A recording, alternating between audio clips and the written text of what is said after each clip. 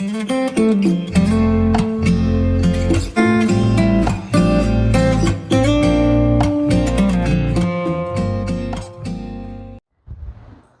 livro de Hebreus nos acompanhou por todo esse ano de 2024.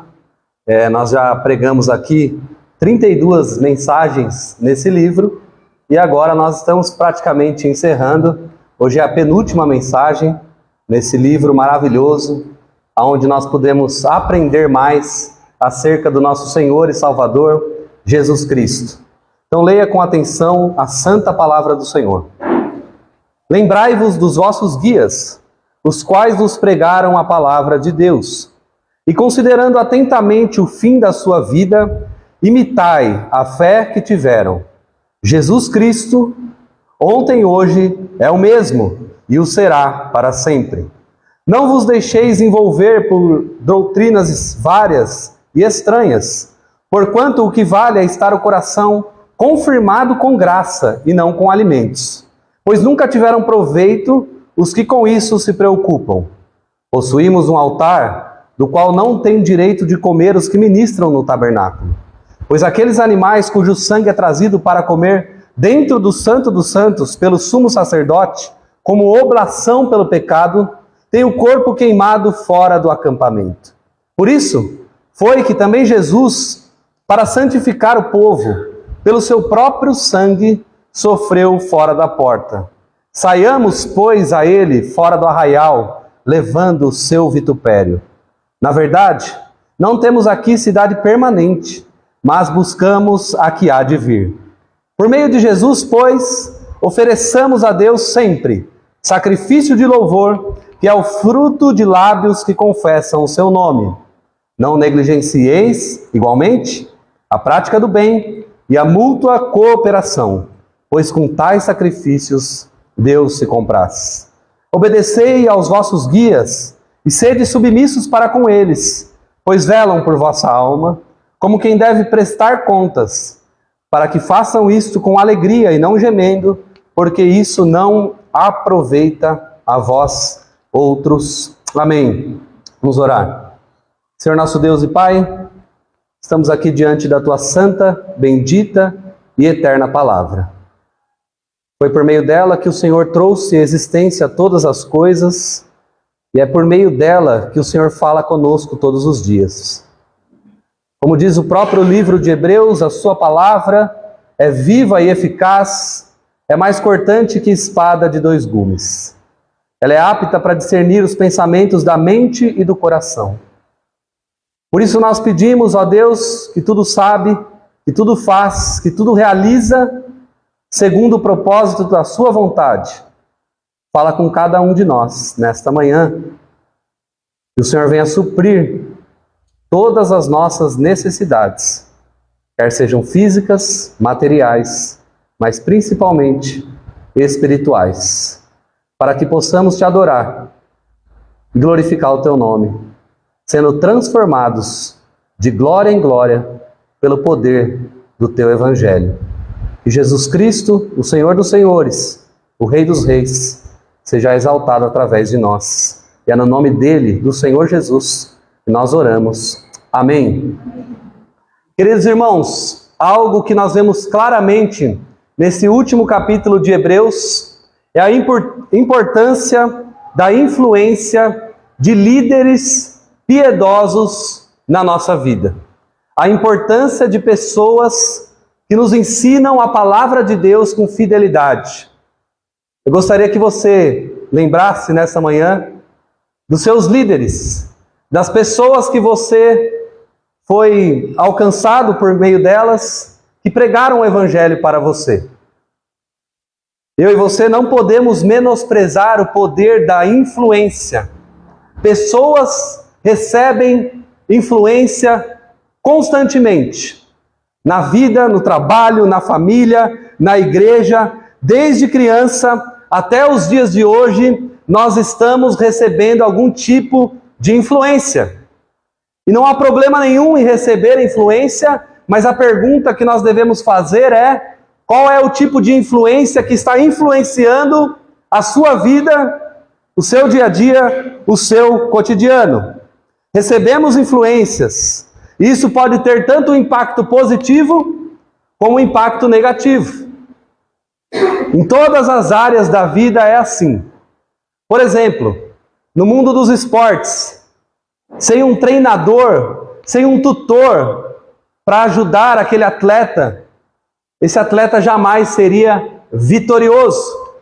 Essa semana eu estava vendo a história de Gustavo Kuerten, o Guga, maior tenista do Brasil, maior ganhador de medalhas do tênis masculino que já tivemos.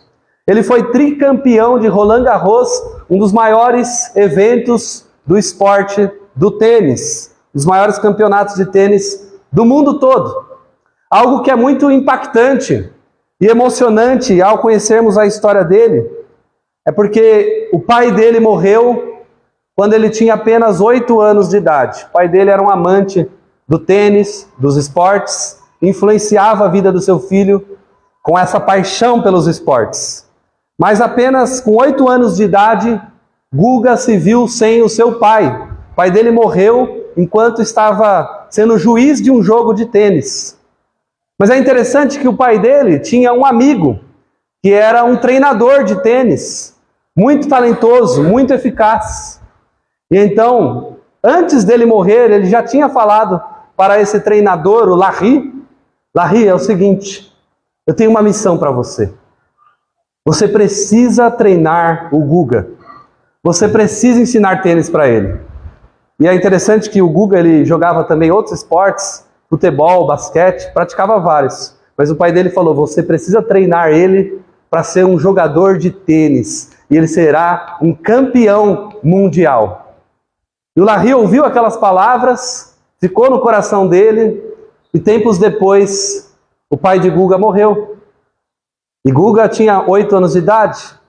Passaram-se mais ou menos 5 anos, e o coração de Larry ainda guardava aquela promessa e falou: agora é a hora, vou começar a treinar o Gustavo Kuerten.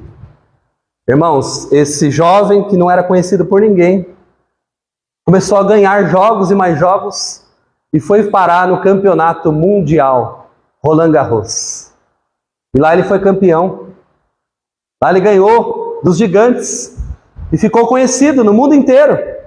E teve uma trajetória importantíssima no esporte. Em todas as áreas é assim, nas profissões, nos estudos. Alguém, de alguma maneira, nos influencia.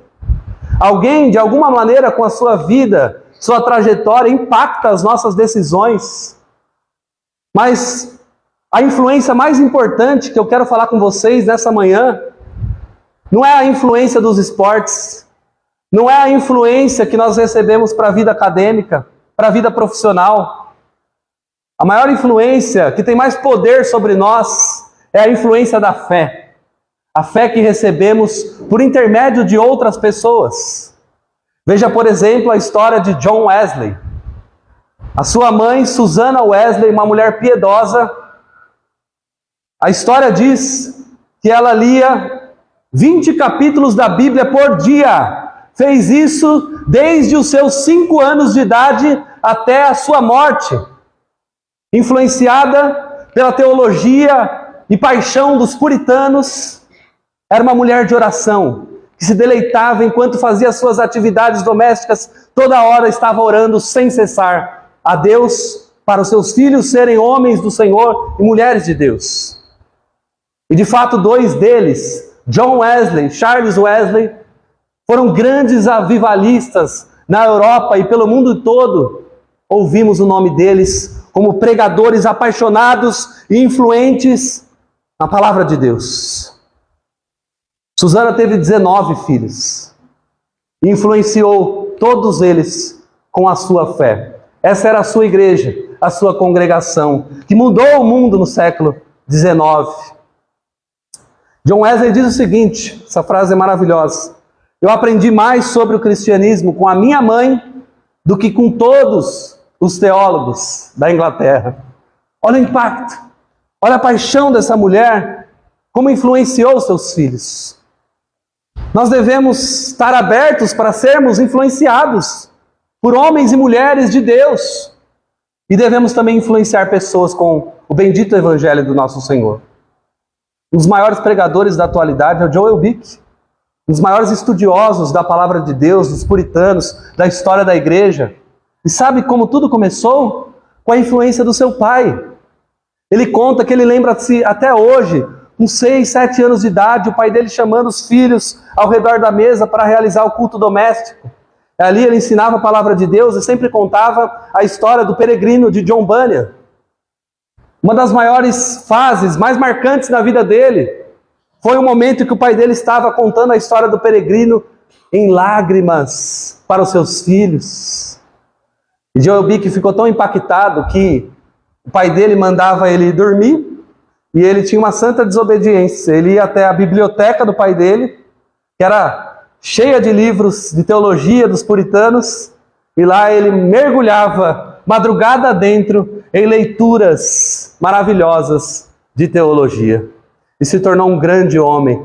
Casou, teve filhos e é um palestrante internacional da palavra de Deus, falando sobre a tocha dos puritanos, sobre o fogo ardente do amor por Deus, pela palavra do Senhor e por Jesus Cristo. Olha a influência que esse homem recebeu para influenciar tantas pessoas nos dias de hoje. John Piper, mesma coisa.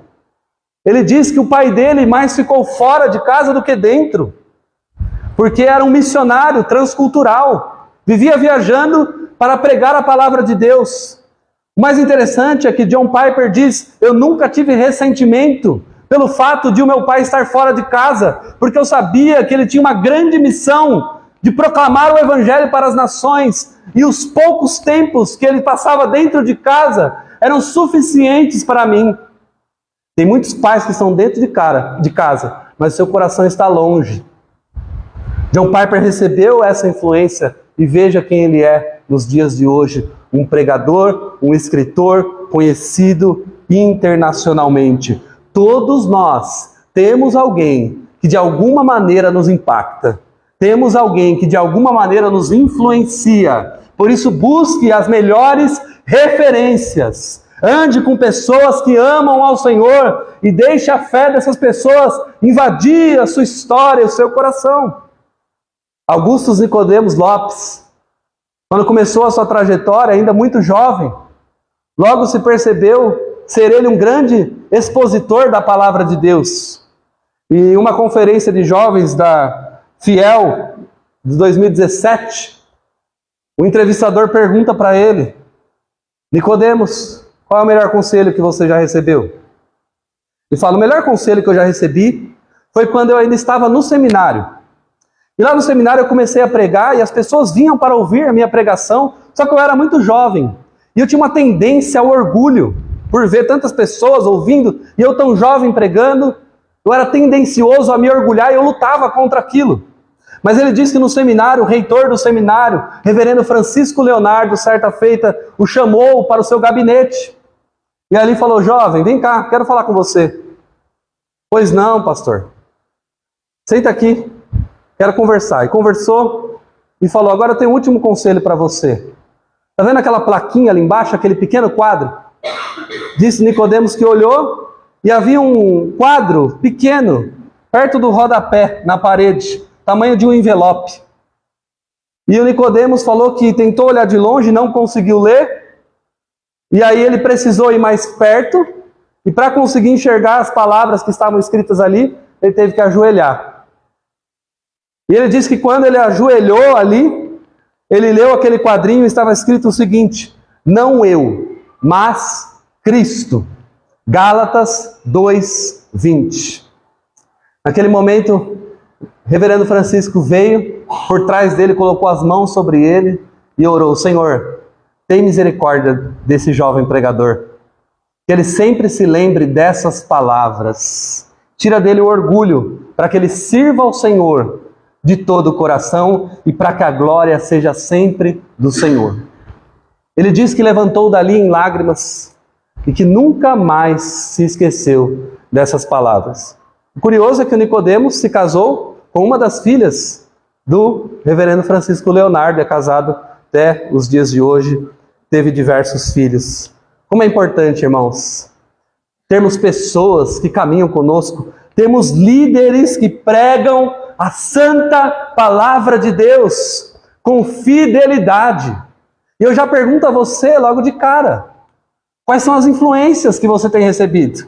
Quem são os seus guias? Quem são os seus mestres? Diga-me o que tu ouves e eu te direi quem você é. Me diga aquilo que fascina o teu coração e eu te direi como anda a sua vida. Com que você tem se ocupado? Quais são as leituras? Quais são os sermões? Quais são as aulas? Quais são os vídeos que você tem assistido? Lembre-se dos vossos guias que pregaram para vocês a palavra de Deus. Então, o primeiro ponto aqui é a influência da fé. No versículo de número 7, quero ler novamente, diz: lembrai-vos dos vossos guias, os quais vos pregaram a palavra de Deus, e considerando atentamente o fim da sua vida, imitai a fé que tiveram. Veja comigo também o verso 17. Obedecei aos vossos guias, e sede submissos para com eles, pois velam por vossa alma, como quem deve prestar contas, para que façam isso com alegria e não gemendo, porque isso não aproveita a vós outros. Versículo 24 diz: saudai todos os vossos guias, lembrai-vos, obedecei-vos, sede submissos, saudai-vos. 4 verbos que esse capítulo nos ensina sobre a nossa relação com líderes cristãos. O verso 7, ele fala a respeito do passado.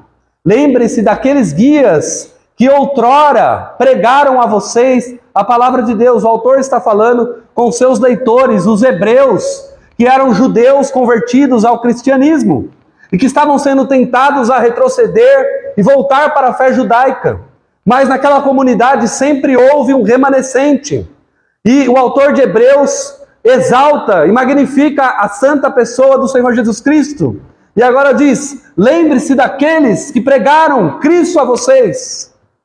Lembre-se daqueles que pregaram a palavra de Deus. Richard Baxter, um puritano, ele diz: se nós tivermos pregado Cristo a esse povo, nós já fizemos tudo. É somente Cristo que nós precisamos. Agora, os estudiosos dizem que provavelmente o autor de Hebreus está em mente aqui os próprios apóstolos, ou alguns homens que caminharam junto com os apóstolos e que foram líderes influentes naquela comunidade. É interessante, irmãos, que aqui é um dos poucos lugares da Bíblia que um pastor, um pregador é chamado de guia. É alguém que guia você segundo a palavra de Deus. Esse termo é muito interessante, porque Jesus Cristo é o nosso guia. Mas um pastor nada mais é do que alguém que é um instrumento para ser um guia te auxiliando, mas ele deve ser submisso ao supremo guia, que é o Senhor Jesus Cristo. Eu não sei quanto tempo você tem na fé, não sei se todos aqui já caminham com Jesus há muitos anos, mas ao ler tais palavras, um filme se passou na minha mente. Na história da nossa vida cristã, Deus coloca pessoas. Isso nunca deve ser esquecido. Preste atenção, isso nunca deve ser esquecido. Mande uma mensagem, lembre-se dessa pessoa, valorize essa pessoa, honre essa pessoa. Honre essas pessoas que passaram e deixaram uma fragrância de Cristo Jesus na sua caminhada, na sua jornada. Eu tenho certeza que muitas pessoas colocaram as mãos sobre a sua vida, oraram por você, oraram com você, te exortaram quando necessário, te repreenderam quando você estava errado, te encorajaram quando você estava desanimado. E um verdadeiro guia, um verdadeiro pastor, veja o texto, é aquele que prega a palavra de Deus e não a palavra dele. Ele é vox Dei, ele é voz de Deus na sua vida. Os seus conselhos não são baseados nos seus próprios conceitos, mas devem ser baseados na palavra do Senhor. Lembrem-se dos vossos guias que pregaram para vocês a palavra de Deus. Não se esqueça deles. Deus poderia sempre falar diretamente com a gente. E Ele fala diretamente conosco. Mas muitas vezes é a escolha de Deus usar meios, pessoas, para falar com você. Seja com o ouvido aberto, irmão. E lembre-se e honre aqueles que pregaram a palavra de Deus. Veja o que o verso 7 ainda diz. Considere atentamente o fim da sua vida. O que significa isso? É a finalidade da vida. Ou seja, para que eles viveram? Por que eles viveram? E como foi o caminhar deles? E aí o texto termina nesse versículo dizendo: imitem a fé que eles tiveram. Algo que é interessante e apaixonante na história do cristianismo, irmãos, é nós vermos quantas pessoas nesses milhares de anos foram alcançados por esse poder transformador do Evangelho. O cristianismo, irmãos, é uma religião verdadeira e a prova cabal está aqui, ó. Somos nós. Eu nunca vi nenhuma religião que tem poder de transformar o homem de verdade. Pode transformar conceitos, pode mudar a forma de andar, de se vestir, de falar, um certo linguajar, um certo hábito. Mas o Evangelho é mais do que isso. O Evangelho muda o homem por dentro. Só o cristianismo pode pegar alguém da sarjeta dessa vida, da escuridão e da sombra dos seus próprios pecados, do pensamento, da mente e do coração, e ressuscitar essa vida e dar nova existência a essa pessoa. E eu sei que se você crê assim, como eu, isso aconteceu com você. É um poder transformador do Evangelho. Romanos 1 diz que o Evangelho é o poder de Deus para a salvação de todo aquele que crê. Esse é um poder magnífico, o poder de restauração, de transformação. Só o Evangelho faz isso, ninguém pode fazer isso. O Evangelho transforma vidas e dá nova finalidade. Esses líderes foram homens piedosos. É uma longa lista de homens e mulheres apaixonados pelo Senhor, que nós podemos ver e testemunhar que de fato eles mudaram, eles se transformaram ao conhecer o Senhor Jesus. Queridos, eu tenho certeza que se não fosse pela graça de Deus, nenhum de nós estaria aqui. E eu ia estar nessa rua aí, fazendo alguma coisa, que nem é digno de mencionar agora aqui. Eu não estaria aqui pregando a palavra de Deus. E eu tenho certeza que foi Ele que me chamou, foi Ele que me escolheu antes de eu nascer, porque se não fosse assim, Ele jamais teria me escolhido, irmãos. Jamais teria escolhido a você também. Que graça maravilhosa, que alcança, que transforma, que muda a existência, a finalidade da vida. Mas então Ele diz, imitem a fé deles. Por que Ele diz isso? Porque, infelizmente, existem muitas pessoas que querem imitar tudo que o líder faz. E não é isso. Aqui deixa bem claro, somos chamados a imitar a fé. Se você ficar procurando pelo em ovo de todo líder que passou, você vai achar. Ah, mas Spurgeon isso, ah, mas João Calvino isso, ah, mas aquele pastor isso, ah, mas aquele fulano isso. Por quê? Porque todos somos pecadores. Por isso não olhe para as falhas, olhe para a fé. É fácil falar de um tropeção ou outro, de fulano, de ciclano. Mas às vezes esquecemos uma trajetória de 30, 40, 50 anos de santidade, de devoção, de formação de filhos, de testemunha da fé. Por isso imite a fé. Você pode tomar como exemplo os próprios heróis da fé. Enoque, Abraão, Isaac, Jacó, Moisés. Leia a Escritura, imitem a fé daqueles que andaram antes. Mas, queridos irmãos, mesmo que nós devamos lembrar dos nossos guias, dos pregadores, das pessoas que nos influenciaram, elas vão falhar a certa hora. Elas vão te decepcionar. E é por isso que o texto, logo em seguida, aponta para Jesus. E é interessante isso, porque Ele é o nosso líder máximo. Ele é o exemplo supremo. Ele é o autor e consumador da nossa fé. É impressionante porque todo o capítulo 11 de Hebreus, o autor gasta bastante tempo falando a respeito dos heróis da fé do passado. Mas a conclusão disso é, no capítulo 12, olhem para Jesus, o autor e consumador da fé. Olhem para Ele e corra a carreira que te é proposta. Portanto, a finalidade total da nossa fé é o próprio Cristo e não as pessoas. Hoje em dia, líderes querem formar pessoas igual a elas. Querem formar ovelhas que se parecem com elas. Mas os líderes cristãos devem formar ovelhas de Jesus.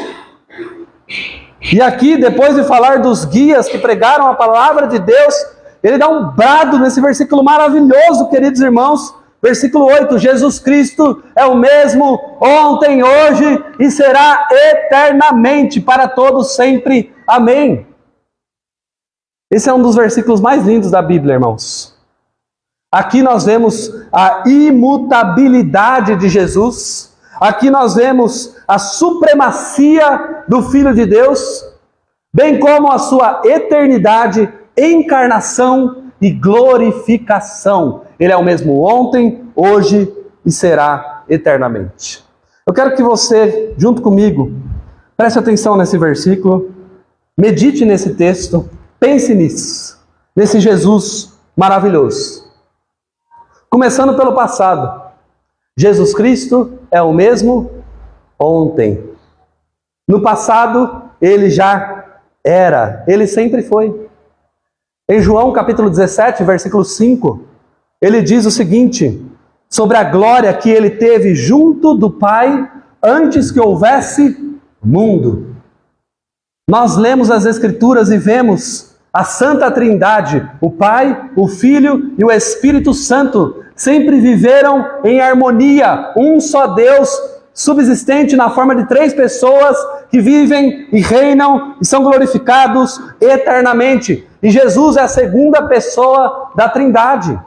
A Bíblia diz em Apocalipse 13, 8, que o Cordeiro foi morto antes da fundação do mundo. Então, antes de você ver o mundo, antes de você analisar a criação, Cristo já estava, Cristo já era, Cristo já reinava. Aprove a Deus em determinado momento da história Ele criar todas as coisas para a exibição e manifestação do seu próprio poder e glória.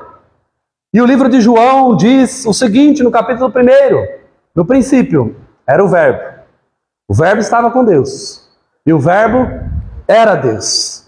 Ele estava no princípio com Deus, todas as coisas foram feitas por intermédio dele, e sem ele, nada do que foi feito se fez.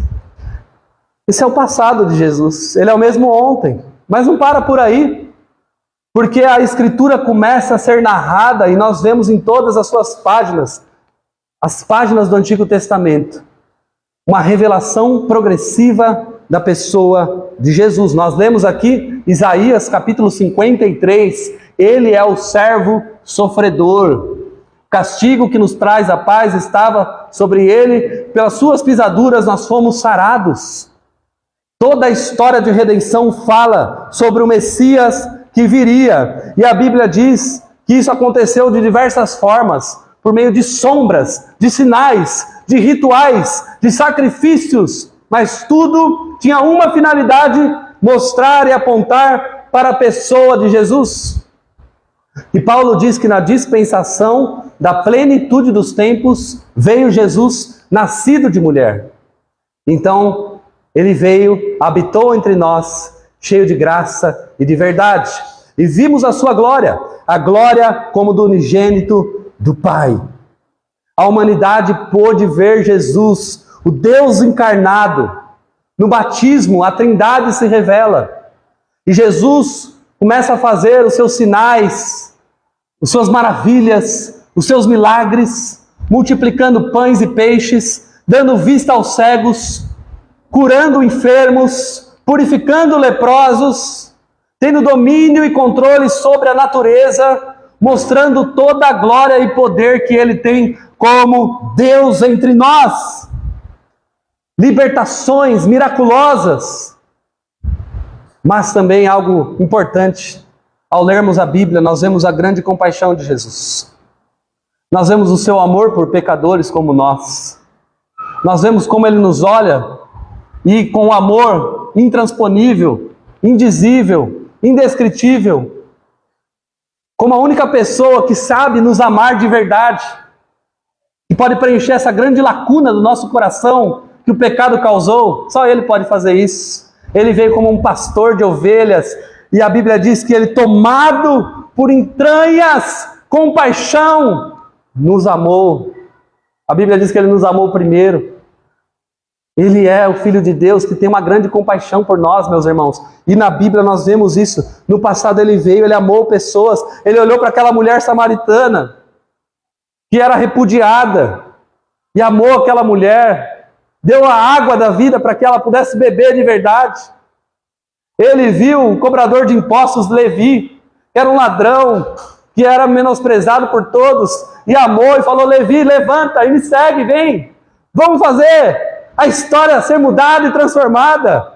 Ele olhou para Pedro, aquele pescador, e falou: vem Pedro, vem após mim, eu te farei pescador de homens. Ele olhou para homens e mulheres repudiados, desprezados, mas Ele olhou para nós. Lá no passado Ele já olhou para você, querido irmão e irmã. Ele já te viu, Ele já te amou, Ele já contemplou a sua vida, Ele mesmo trouxe a existência a você. E a Bíblia diz que Ele foi até a cruz do Calvário, e lá Ele pagou pelos nossos pecados. O grande amor manifesto de Deus pela humanidade, mas também o juízo por conta das nossas iniquidades. E lá na cruz, no passado, na história da redenção, nós vemos Cristo crucificado, mas a Bíblia diz que Ele não está mais lá na cruz. Colocaram Ele no sepulcro, mas ao terceiro dia Ele ressuscitou, cheio de poder e glória.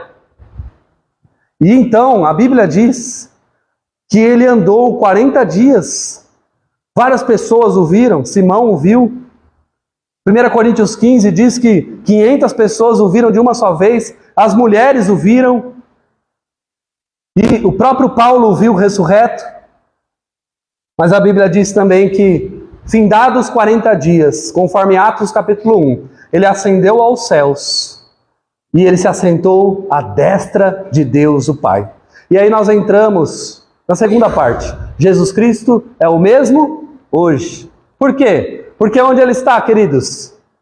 Lá no mesmo lugar, assentado à destra de Deus, o Pai Todo-Poderoso. Jesus Cristo é o mesmo hoje. Ele reina, Ele está assentado.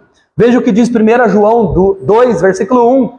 Essas coisas vos escrevo, para que não pequeis. Mas todavia, se alguém pecar, temos um advogado junto ao Pai, Jesus Cristo, o justo. Romanos 8:33, quem atentará acusação contra os filhos de Deus? É Deus quem os justifica. Quem os condenará? É Cristo Jesus quem morreu, ou antes quem ressuscitou, o qual está à direita de Deus e também intercede por nós.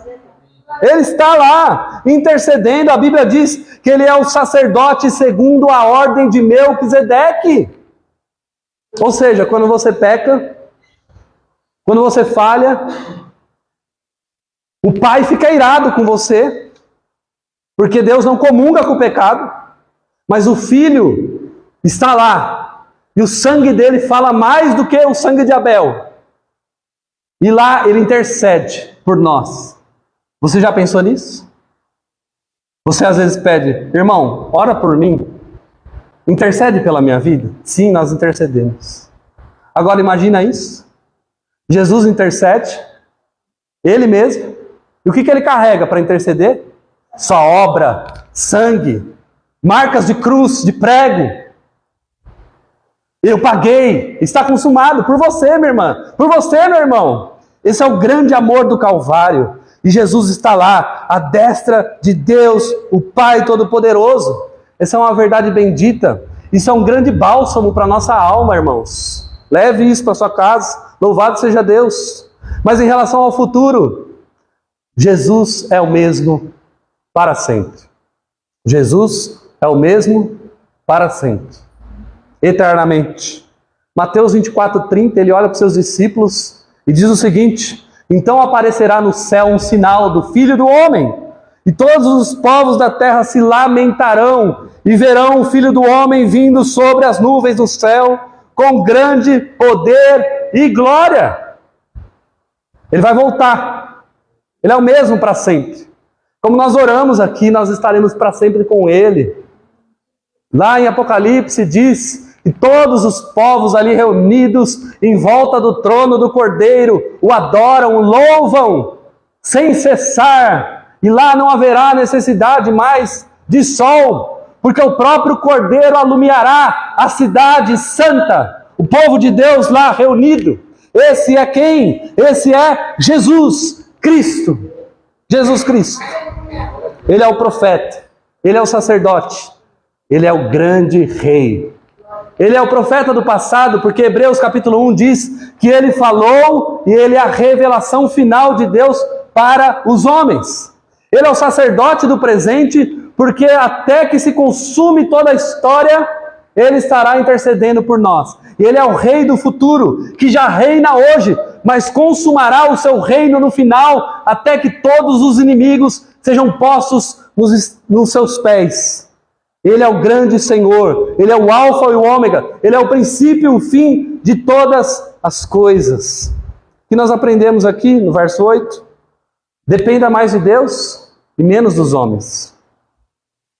Honre pessoas, mas dê a honra máxima a Cristo. Gaste menos preocupação, queridos, com pessoas.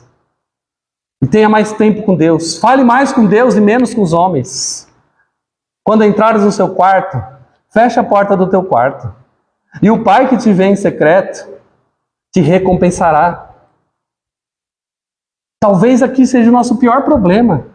Estamos sempre ombreando com pessoas, falando com gente, ouvindo o barulho desse mundo, ouvindo as narrativas, as influências. Mas a nossa maior influência, queridos, deve ser Cristo. É porque só Ele pode dar a paz que excede todo o entendimento humano. E por que então nós nos vamos até a fonte? Porque a fonte da vida está aberta, é de graça a todos nós, que nós possamos ir lá e beber dessa fonte inesgotável de vida mais e mais. Porque a nossa expectativa deve sempre, em última análise, estar somente em Cristo. Que eu e você possamos ter uma visão maior, uma visão mais elevada, uma visão mais glorificada. Que Deus possa nos levar a um degrau a mais da nossa relação com Deus, da nossa intimidade com o Senhor Jesus. Precisamos tanto disso, queridos. Não precisamos de mais dinheiro, não precisamos do emprego novo, não precisamos da aceitação de pessoas, nós já somos aceitos. Não precisamos de mais nada, nós precisamos subir mais e ver mais aquilo que a Bíblia diz a respeito do Filho de Deus para as nossas vidas. Precisamos de uma visão mais profunda de Cristo. Mas em terceiro lugar, queridos, cuidado com a má influência dos hereges. Versículo 9.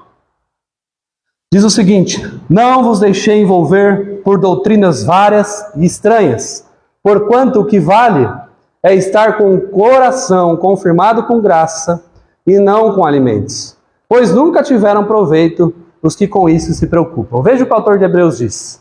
E aqui tem uma escalada interessante. Olha a divisão do texto. Versículo 7.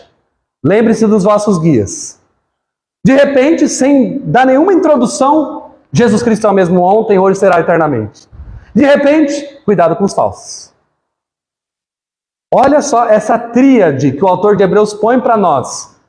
Tenha líderes piedosos, mas sua expectativa está em Cristo, e não neles. Mas também cuidado, porque os falsos mestres estão à solta. São lobos vorazes tentando devorar as pessoas. Primeiro ele fala de líderes piedosos, que podem falhar. Mas agora, não é apenas uma falha ou um escorregão. É gente mal intencionada, que ensina o quê? Olha o que diz. Não vos deixe envolver por doutrinas várias e estranhas. Eu fico imaginando, irmãos, se o autor de Hebreus olhasse para o Brasil no século 21. Tem doutrina estranha por aí? Rapaz do céu. Esse povo tem uma criatividade que eu não sei como que eles conseguem tirar tanta coisa. Cada hora é uma nova. É os 7 portais, é a campanha do sal grosso, mas isso aí já está ficando já no esquecimento. Agora estão inventando cada vez coisa nova. Cada dia surge algo novo no mercado da fé, irmãos. Lobos, vorazes, devoradores de fé. Cuidado! Jesus disse no final do sermão do monte, Mateus capítulo 7, acautelai-vos dos lobos. E você pode conhecê-los através dos seus frutos. Ou seja, há uma dedução lógica aqui. Se você tem um líder piedoso que te ensina a palavra de Deus, e se você põe sua expectativa em Jesus, você não vai cair na rede dos falsos, dos pregadores que pregam essas várias doutrinas estranhas dia após dia. E a ideia aqui é de uma sedução. Olha, não se deixe envolver. É como uma aranha tecendo em volta da sua presa.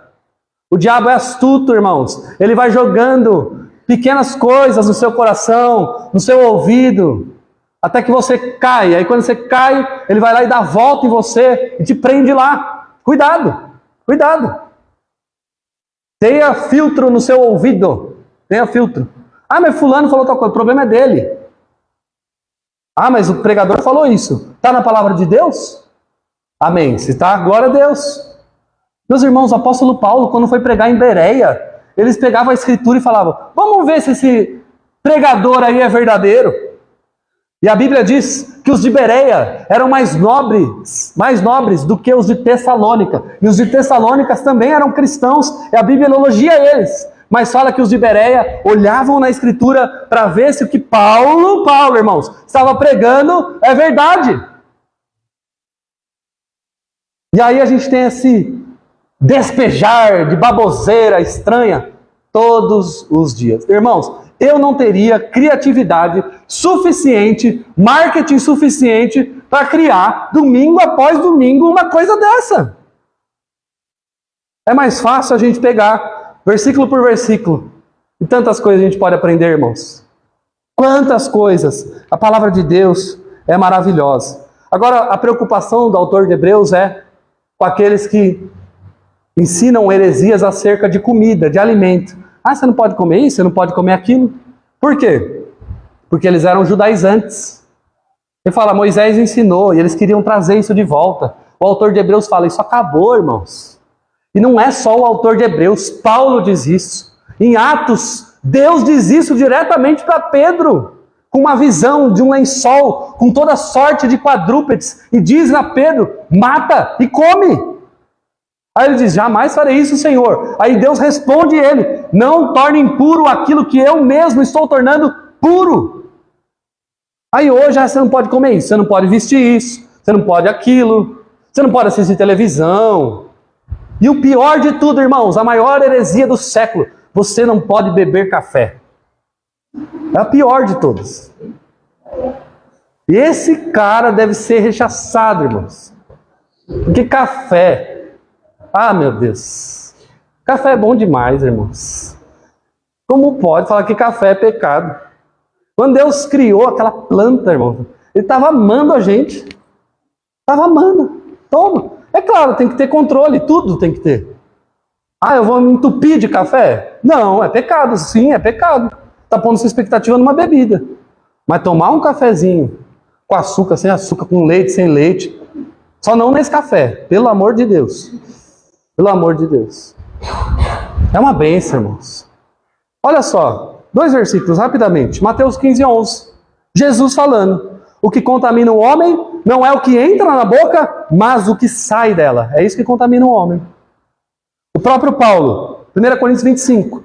Comam de tudo que se vende no mercado.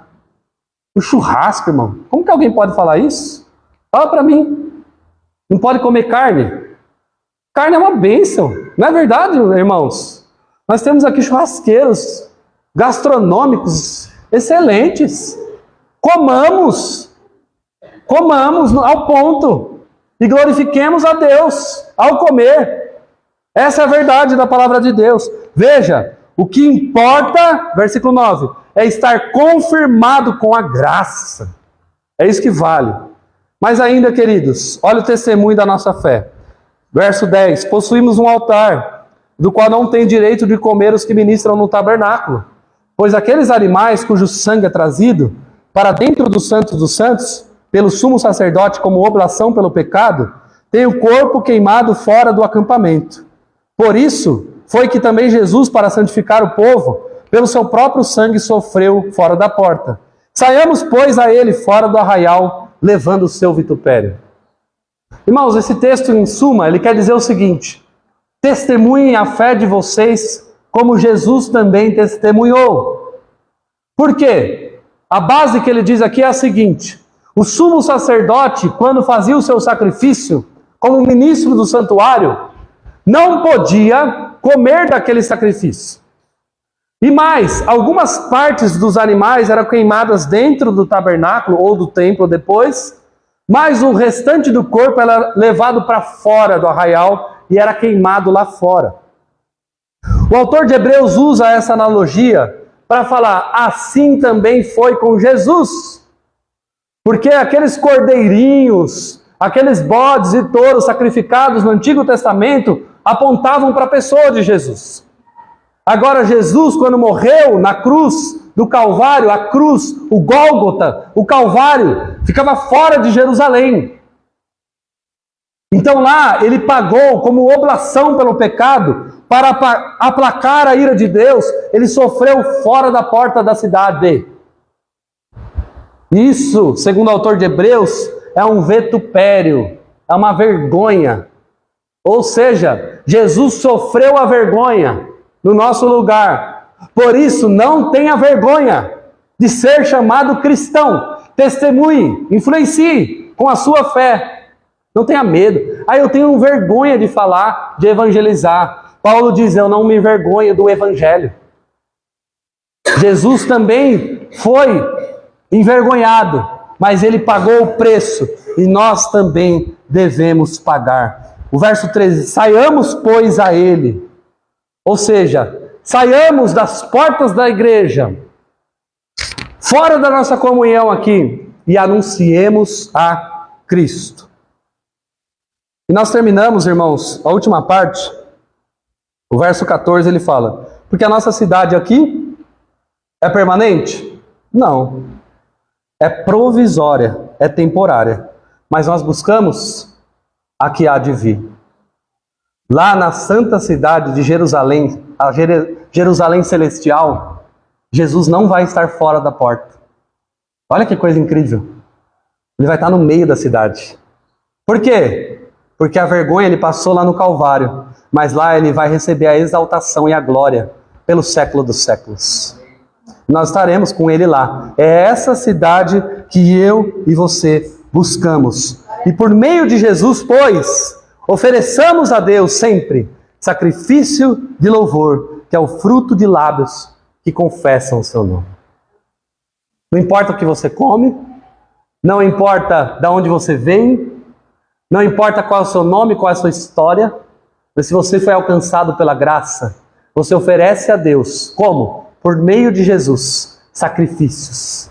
Mas não são animais mortos, mas é a morte do nosso eu, do nosso ego, transformado, para que nós possamos confessar o nome de Jesus, e para toda a glória ser somente dele. Esse é um fruto de lábios que confessam o nome de Jesus.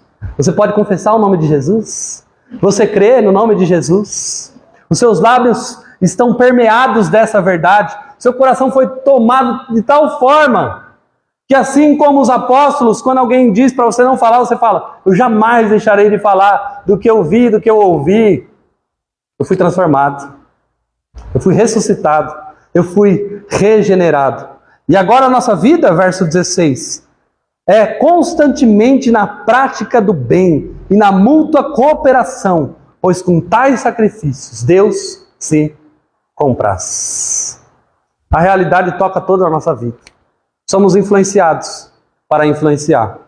Recebemos a influência da palavra de Deus para que possamos influenciar as outras pessoas. Como? Praticando o bem, praticando a justiça, falando sempre a verdade em amor.